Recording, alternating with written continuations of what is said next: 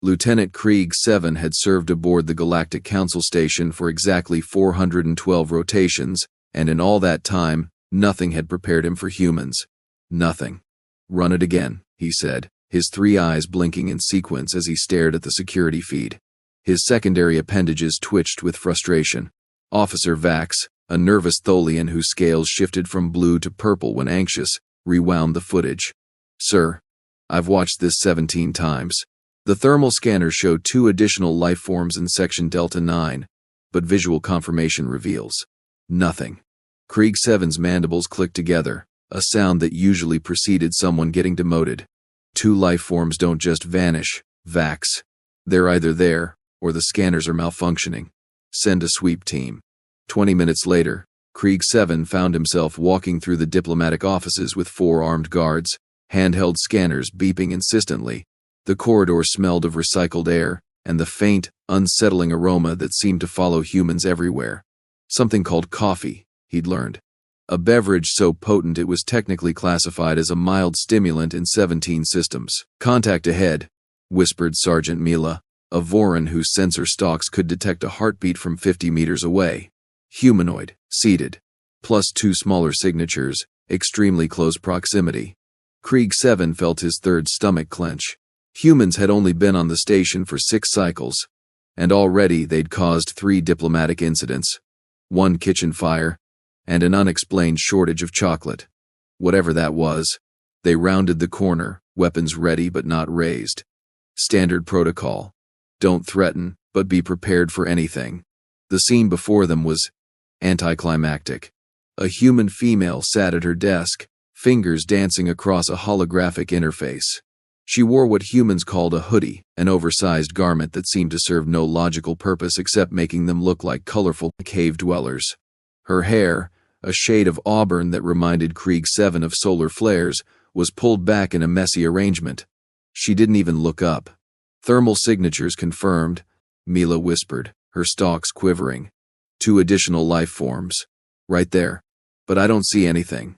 Kreeg 7 stepped forward, clearing his throat.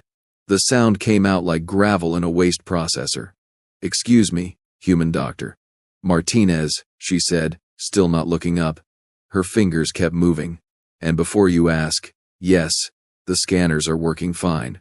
No, I'm not harboring unauthorized personnel. And yes, I know you've been standing there for 45 seconds wondering whether to interrupt me." How did she know? "Dr. Martinez." Kreeg 7 tried again, his voice taking on the formal tone he reserved for difficult situations. "Our scanners indicate 2 additional biological entities in your immediate vicinity. Station regulations require that all life forms be registered and, oh, for crying out loud." Martinez finally looked up, and Kreeg 7 found himself staring into eyes that held an unsettling mixture of exhaustion and amusement. "You guys are looking for these, aren't you?" She stood up slowly, and that's when Kreeg 7 saw them. 2 small furry creatures were nestled inside the front pocket of her hoodie. Kangaroo pocket, he remembered from the human orientation materials. Because apparently, humans designed clothing based on Earth animals that carried their young in pouches. The logic was baffling. "Sweet, merciful stars," breathed Vax, who'd pushed forward to see. "What are those?" "Cubs," Martinez said, her voice softening in a way that made Kreeg 7's translator implant struggle. The emotion didn't have a direct equivalent in Kreeg's language. "Bear cubs, specifically. Found them in Cargo Bay 7. Orphaned when their mother got spooked by the thruster test yesterday." Kreeg 7's primary brain processed this while his secondary brain panicked. "You brought what? Classification of predator are bears, exactly?" "Apex," Martinez said cheerfully, reaching into her pocket to adjust something. One of the cubs made a small squeaking sound that seemed entirely too adorable for something classified as Apex anything. "These little guys are Alaskan brown bear cubs. When they're full grown, they'll weigh about 600 kilograms and could probably tear through a reinforced door if they felt like it." The security team took a collective step backward.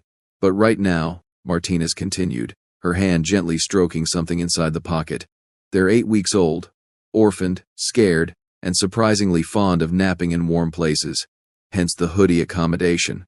Kreeg 7 felt a headache forming in his primary consciousness center. "Dr. Martinez," Station regulations clearly state that all fauna must be properly contained in designated xenobiology holds. You cannot simply carry them around in your clothing. Can't I? Martinez raised an eyebrow, a gesture that somehow conveyed challenge, amusement, and defiance simultaneously. Humans were terrifyingly efficient with their facial expressions. Because I checked the regulations, Lieutenant. Thoroughly. And nowhere does it say I can't provide temporary care for endangered juveniles of non-sentient species, provided they pose no immediate threat to station safety. They're predators. They're babies who can barely walk without tripping over their own paws, Martinez shot back. Look, I've already contacted the Earth Embassy. There's a wildlife rehabilitation specialist arriving in 3 days to take them to a proper sanctuary. Until then, these two need constant care. Cubs this young require feeding every 4 hours, temperature regulation, and a small, fuzzy head poked out of the hoodie pocket. Kreeg 7 found himself staring at a creature with round ears, dark eyes that seemed far too large for its head, and a nose that twitched as it sampled the air. It made another squeaking sound. "Oh, stars above," whispered Mila. "It's actually kind of." "Do not say it," Kreeg 7 warned. "Adorable," Mila finished, her scales shifting to a warm yellow color that indicated complete emotional compromise. The cub yawned, revealing tiny teeth and a pink tongue. Then it tucked itself back into the pocket, apparently deciding the outside world wasn't interesting enough to stay awake for. Kreeg 7 pulled up his datapad, scrolling through regulations with increasing desperation. There had to be something, some rule, some protocol that covered humans smuggling apex predator offspring in their clothing. Station Code 47, Subsection 12, he said triumphantly. All non-sentient fauna must be contained in appropriate accommodations. Yes, Martinez interrupted. I read that one too. Tell me, Lieutenant, what exactly would be more appropriate than body temperature regulation in a secure mobile environment where I can monitor them constantly? The xenobiology holds are designed for adult specimens. The temperature controls aren't calibrated for infant mammals. The isolation would be traumatic for cubs this young, who in nature would never be separated from their mother. And forgive me, but I don't trust your automated feeding systems to handle the specific nutritional requirements of ursine juveniles. She crossed her arms, the movement careful not to disturb her passengers. So, unless you have a better solution that doesn't involve potentially killing 2 endangered animals through negligence or stress, I suggest we call this situation handled. Kreeg 7 opened his mouth, closed it, opened it again. His translator implant offered several possible responses, none of which seemed adequate. There's also the matter, Martinez continued, and Kreeg 7 recognized the tone as what humans called going in for the kill, of how 2 infant bears ended up in Cargo Bay 7 in the first place. Because according to shipping manifests, there were no live animals scheduled for delivery this cycle, which means someone smuggled them aboard, probably planning to sell them on the black market. I've filed a report with station security about that. By the way, you're welcome. You what? Kreeg 7's mandibles locked in surprise. Filed a report. 2 hours ago. Check your system. Martinez's smile was sharp enough to cut through hull plating. I figured you'd want to know about the illegal wildlife trafficking happening right under your noses. I mean, if these cubs got through, what else might be slipping past your scanners? Vax was already checking his datapad. His scales went from purple to a sickly green. Sir, she's right. Report filed at 14:37 station time. The investigation team has already begun tracking the cargo containers. Kreeg 7 felt control of the situation slipping through his appendages like quantum foam. Dr. Martinez, I'll keep them quiet. They're already litter-trained, believe it or not, and they sleep about 18 hours a day at this age, Martinez said, sitting back down at her desk. You won't even know they're here. Besides, I work the night shift in xenobiology. Most of the station is asleep when I'm on duty anyway. Regulations, Kreeg 7 tried weakly, were written before humans joined the council, Martinez interrupted, her fingers already moving across her holographic display again. We're still in the integration period, remember? Cultural accommodation clause. It's a human cultural practice to care for orphaned young of other species. We're weird like that. Take it up with the council if you want, but I guarantee you the paperwork will take longer than 3 days, and by then the specialist will be here and your problem solves itself. One of the cubs made a small, contented sound from within the hoodie pocket. Mila made an answering sound that was absolutely not regulation. "Stand down, Sergeant," Kreeg 7 muttered. "But sir, they're so small and—" "Stand down." Kreeg 7 stared at Martinez, who stared back with the serene confidence of someone who knew they'd already won. In the pocket of her absurd garment, 2 of Earth's apex predators dozed peacefully, completely unaware of the diplomatic chaos they'd caused. 3 days, Kreeg 7 said finally. "The moment that specialist arrives, those animals are off this station, and if they cause any problems, any at all, they won't," Martinez promised. "Scout's honor." Kreeg 7 didn't know what a scout was, and he didn't care to ask. He turned to leave, gesturing for his team to follow. As they walked away, he heard Martinez say something under her breath that his translator caught. "Good babies. Yes, you are. Such good babies."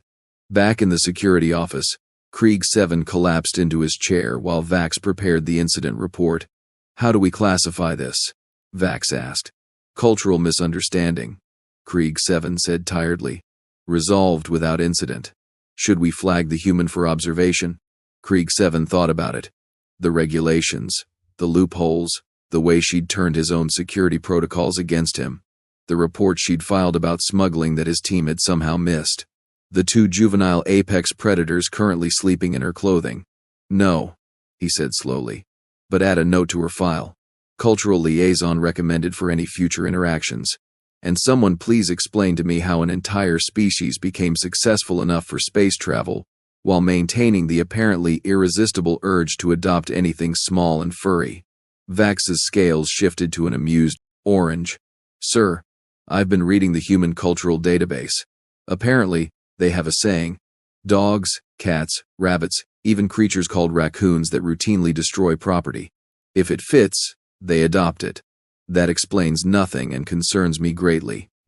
Kreeg 7 muttered, but he filed the report as resolved. 3 decks away, Dr. Elise Martinez adjusted her hoodie pocket, checked the cubs' breathing, and returned to her analysis of alien protein structures. In approximately 3 hours, the cubs would wake up hungry. She'd prepared bottles. In 6 hours, her shift would end, and she'd take them back to her quarters, where she'd set up a proper nest with heating pads and soft blankets. In 3 days, they'd go to a sanctuary where they'd be raised properly, eventually released into protected wilderness. But for now, 2 orphaned cubs slept peacefully against a human heartbeat, warm and safe, completely unaware that they'd just won a standoff between Earth's maternal instincts and galactic bureaucracy. The final score: humans, 1, station regulations, 0. And somewhere in the cargo bay, the investigation team was about to have a very interesting conversation with a Philesian merchant who couldn't explain why his shipping container had hidden compartments. But that was a different story. 3 days passed like a slow-motion containment breach. Kreeg 7 had received exactly 47 reports about Dr. Martinez and her unauthorized passengers. Not complaints, mind you.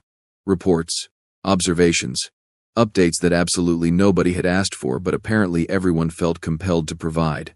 The cubs had been spotted sleeping during Martinez's lunch break in the observation deck. A Quilarian engineer swore he heard purring sounds coming from her lab at 0300 hours. The head chef reported that Martinez had requested salmon, honey, and something called blueberries, all of which she'd apparently mashed into a paste that made the cubs go absolutely feral with excitement. Feral in a good way. The chef had added helpfully, as if there was a distinction. Kreeg 7's third stomach was developing what humans would call an ulcer. Now he stood in docking bay 3, waiting for the so-called specialist to arrive. The transport shuttle was late. Of course it was. Nothing involving humans ever went according to schedule. "Incoming transmission," Vax announced, his scales a neutral blue. "The specialist's shuttle is requesting priority docking clearance." "Granted," Kreeg 7 said, wondering why wildlife specialists needed priority anything. "Just get them here before those animals start teething on sensitive equipment." The shuttle that glided into the bay was smaller than he expected, painted in Earth's signature white and blue. The airlock cycled with a hiss, and out stepped a human male who looked like he'd wrestled a cargo container and lost. He was massive by human standards, easily 2 meters tall, with shoulders that seemed engineered for moving furniture. His hair was dark, cropped short, and his face carried the weathered look of someone who'd spent significant time outdoors. He wore practical clothing, cargo pants with an excessive number of pockets, and a jacket that had seen better decades. Lieutenant Kreeg 7? The human's voice was surprisingly gentle for someone his size. I'm Marcus Webb, wildlife rehabilitation specialist. Sorry for the delay. We had to detour around a solar flare. Mr. Webb, Kreeg 7's translator managed the informal human title without choking. We appreciate your prompt response to this situation. Webb's mouth twitched. Situation. Right. Where are the cubs? 1. Doctor Martinez has been caring for them. In her workspace. In her workspace, Webb repeated slowly. His eyebrows, bushy things that seemed to have independent existence, rose toward his hairline. Let me guess. She's been keeping them warm, fed every 4 hours, probably singing to them? Kreeg 7's mandibles clicked in surprise. Singing? She's been making vocal sounds at them? Of course she has. Webb hoisted a large bag over his shoulder with casual ease. Humans do that. Cubs respond to gentle sounds, helps them feel safe. Take me to her? They walked through the station corridors, Webb's boots making heavy sounds against the deck plating. Station personnel stopped to stare. Humans always drew attention, but Webb seemed to occupy space in a way that made even the Vorn guards look twice. So, Webb said conversationally, how much chaos have they caused? Surprisingly little, Kreeg 7 admitted. Dr. Martinez has been efficient. She always is. Webb's smile was fond. Elise and I went through academy training together. She once hand-raised a family of foxes that got displaced during a construction project, kept them in her dorm room for 6 weeks before anyone noticed. How she managed that, I'll never know. But the woman has a gift. They arrived at Martinez's lab to find the door open and voices drifting out. Multiple voices, human voices. Kreeg 7 felt dread settling in his primary consciousness. She was supposed to maintain minimal contact. He stepped through the door and stopped. The lab had been transformed. Someone had brought in what looked like a padded play area, the kind used for human infants. Soft materials covered the floor. The 2 cubs, significantly more active than 3 days ago, were tumbling over each other while 3 other humans watched with expressions of completely compromised professionalism. Martinez sat cross-legged on the floor, bottle-feeding one cub while the other investigated her boots with intense concentration. Marcus. She looked up, her face lighting with genuine joy. You made it. Webb dropped his bag and knelt down, his massive frame somehow becoming gentle as he approached the cubs. Hey there, little ones. Look at you, so alert and healthy. The cub that had been exploring Martinez's boot immediately wobbled toward Webb, sniffing with intense curiosity. Webb extended his hand slowly, letting the cub investigate. Good weight, clear eyes, responsive. Webb murmured, running experienced hands over the cub's body. Elise, you've done excellent work. They're sweet babies, Martinez said, and Kreeg 7's translator struggled again with the emotion in her voice. This one's Rocky, because he keeps trying to climb everything. The smaller one is Muffin. You named them? Kreeg 7 couldn't help himself. Of course I named them, Martinez said, as if this was the most logical thing in the galaxy. They needed names. Rocky's the adventurous one. Muffin's more cautious but has a better appetite. Webb was checking Muffin now, the cub squirming in his gentle grip. Naming helps with bonding and individual care. Makes it easier to track behavioral patterns and health metrics. It makes them pets, Kreeg 7 protested weakly. Temporarily, Webb corrected. These 2 are going to a sanctuary where they'll be raised with minimal human contact after weaning. Eventually, they'll be released into protected wilderness. But right now, they need care, and care requires connection. Rocky had discovered Webb's bootlaces and was attempting to eat them with single-minded determination. How long will the transition take? Kreeg 7 asked, mentally calculating how many more reports he'd have to file. I'll spend today running health checks, making sure they're ready for transport, Webb said, gently extracting his bootlace from Rocky's mouth. We'll leave tomorrow morning. Station Medical has prepared a temporary holding area with proper temperature controls and, no, Martinez said firmly. Everyone turned to look at her. They're not spending their last night on the station in a medical hold, she continued, her chin lifting in that stubborn way Kreeg 7 had learned to recognize. They'll stay with me in my quarters. One more night. Then you can take them tomorrow, full health check, proper handoff, everything by the book. Webb looked at Kreeg 7. Kreeg 7 looked at the cubs. Rocky had abandoned the bootlace and was now attempting to climb up Webb's leg, tiny claws scrabbling for purchase. Muffin had finished her bottle and was making small, contented sounds that absolutely should not affect a seasoned security officer's judgment. Fine.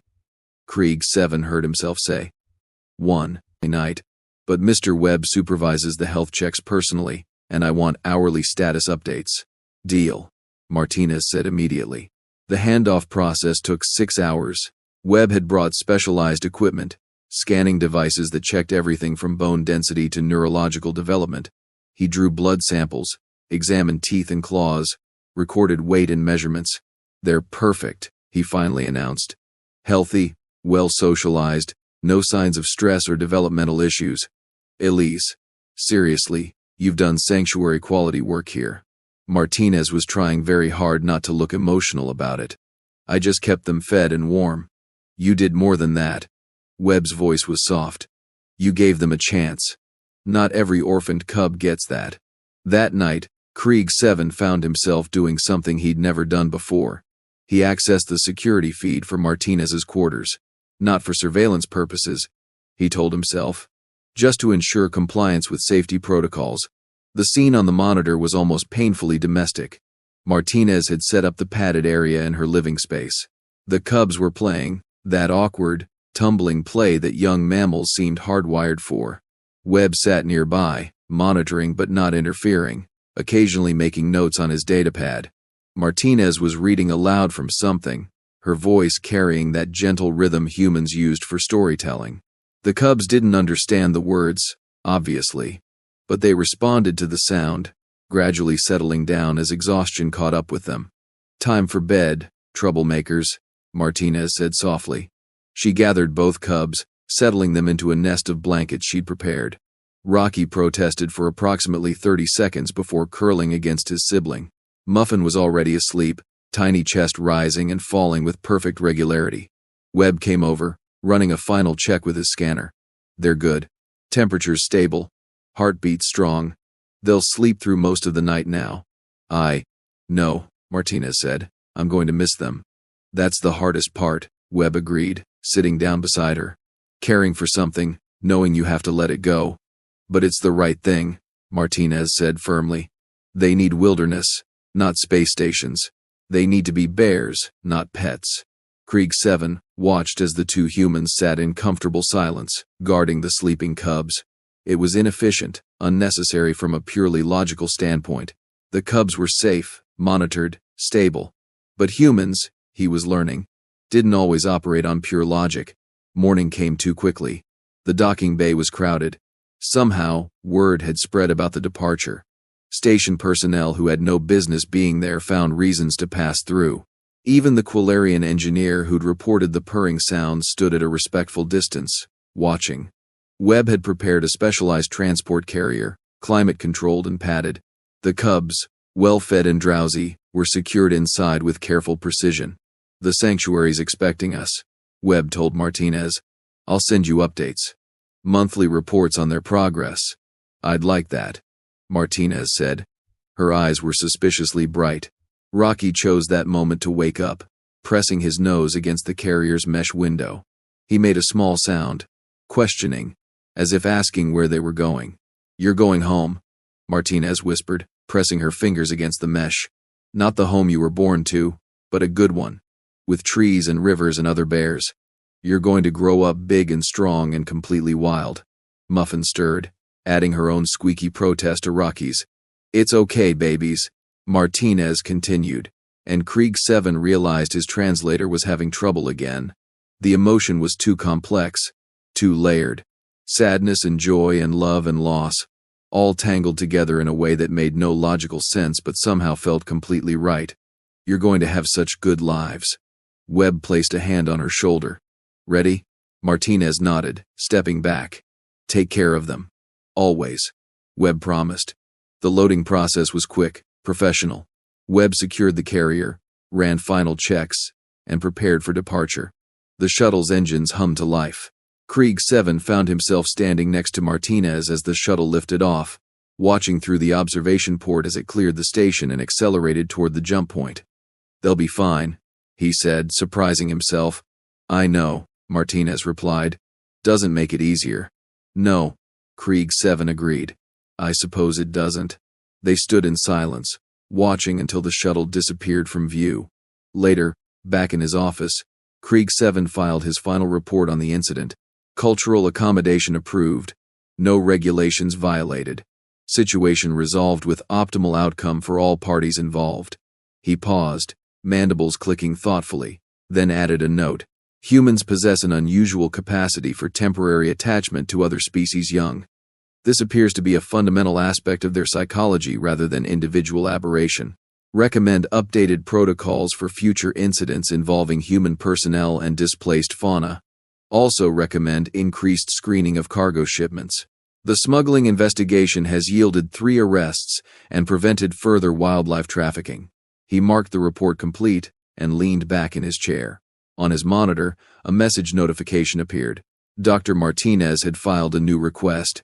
Permission to establish a station protocol for handling orphaned or displaced animals, with provisions for temporary care and proper rehabilitation.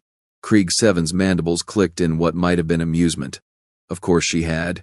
He approved the request. 3 systems away, in a transport shuttle, Marcus Webb checked on his sleeping passengers. Rocky and Muffin were curled together, dreaming whatever dreams young bears had. In a few days, they'd reach the sanctuary. In a few months, they'd be introduced to protected wilderness. In a few years, they'd be fully wild, living the lives they were meant to live. All because a human in an oversized hoodie had decided that regulations were flexible but compassion wasn't. Webb smiled, adjusting the climate controls, and settled in for the long flight home. Back on the station, Martinez returned to her lab. The padded play area was gone, the bottles cleaned and stored. Everything was back to normal, except for the small, bear-shaped dent in her hoodie pocket, where 2 cubs had spent 3 days sleeping. She ran her fingers over it, smiled, and got back to work. After all, the galaxy wasn't going to study itself. And somewhere in Cargo Bay 12, there were reports of unusual sounds coming from a shipping container marked agricultural supplies. Martinez pulled up the security footage, spotted the thermal signatures, and reached for her communicator. "Lieutenant Kreeg 7? You're going to want to see this. And yes, before you ask, I've already started filing the paperwork." On the other end, Kreeg 7 made a sound that his species used to indicate resigned acceptance of inevitable chaos. "What is it this time, Dr. Martinez?" "I think they're kittens," Martinez said cheerfully. "Small ones. Very small. Possibly endangered." There was a long pause. "I'll be right there," Kreeg 7 said finally. "And Dr. Martinez, bring the hoodie." Because if 415 rotations on this station had taught him anything, it was that sometimes the regulations needed to bend, sometimes the galaxy required a little chaos, and sometimes the best solution to a problem was a human with a pocket and an unshakable conviction that every small, helpless thing deserved a chance, even if it meant rewriting half the station's protocols in the process.